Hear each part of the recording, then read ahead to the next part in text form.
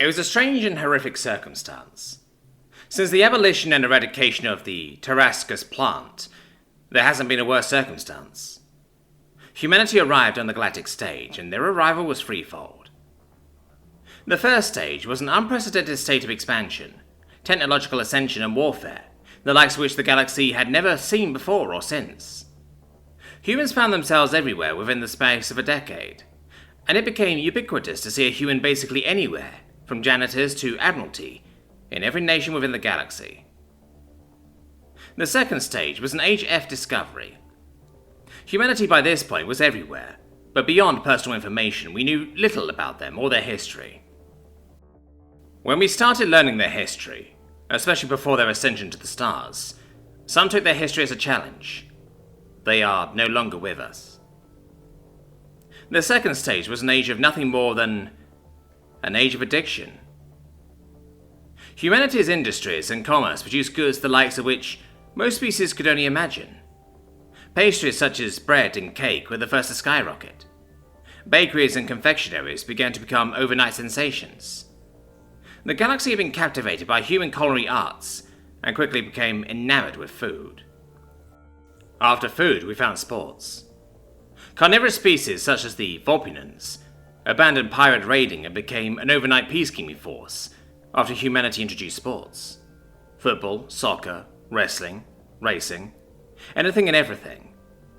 Viewership numbers for sporting events multiplied exponentially overnight for major sporting events. Even the gentleman's game cricket became an incredible sensation.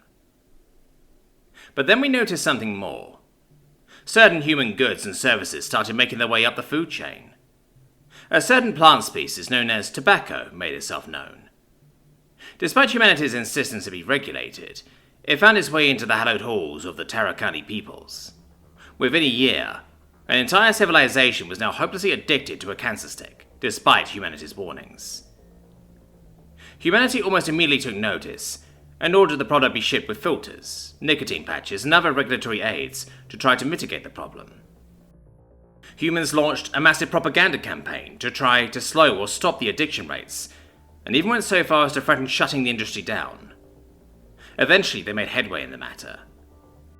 The entire debacle made humans cut production and exports of more than half of their industries.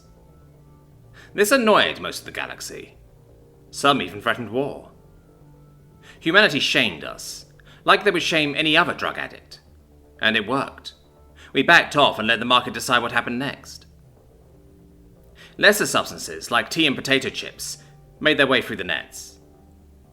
Popularity and demand consequently exploded, and humans breathed a sigh of relief as the least addictive substances on Earth became more commonly accepted. Potato chips of almost any flavour became household staples in most empires and nations.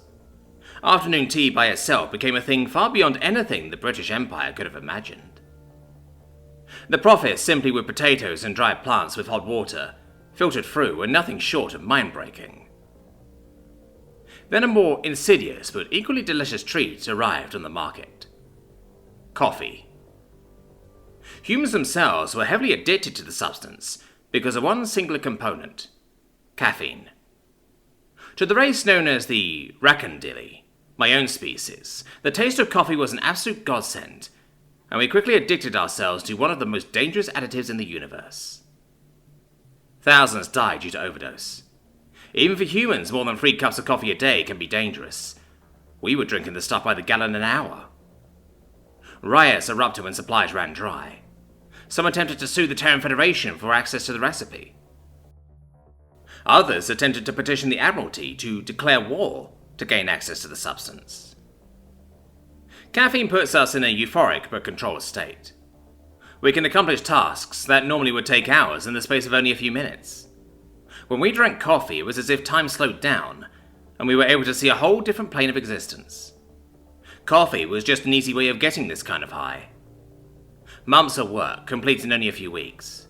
Governments across dozens of colonies began mass ordering the substance. It was only after thousands of people dropped dead at their workstations that we realized we made a seriously bad mistake. Humanity warned us. They warned us a dozen times over for years before this. We ignored them. Humans, however, beat us to the punch when we ordered our next shipment. they decided to take the situation into their own hands. I received this shipment. I stood in the loading bay, my tentacles swaying with anticipation, tips gently tapping the ground impatiently. The human cargo ship in front of me had only just started offloading its precious cargo when a human female approached me with a cargo manifest. 450 tons of coffee grounds, capsules, and a few thousand coffee machines. I don't recognize this, though. I pointed to the coffee brand that was on the manifest. Yeah, Gov ordered a new company to take the reins of your deliveries. They sent a test batch to see if you liked it, she said, and grabbed one such tub, opening it. The sweet, beautiful aroma of the delicious substance immediately tingled my senses. I was suddenly thirsty. Ooh. She rolled her eyes in annoyance. This stuff is specially made for you. We heard about your recent troubles, so we decided to change our supplier and formula to cater to it, so you guys stop, exploding. Coffee, I said.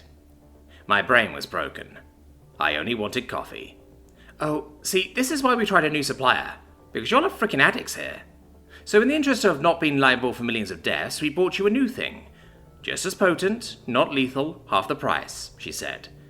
I showed the label of one of the tins. What is this then? I asked, noting the label had the words, Vitamin B enriched printed on it. Decaf,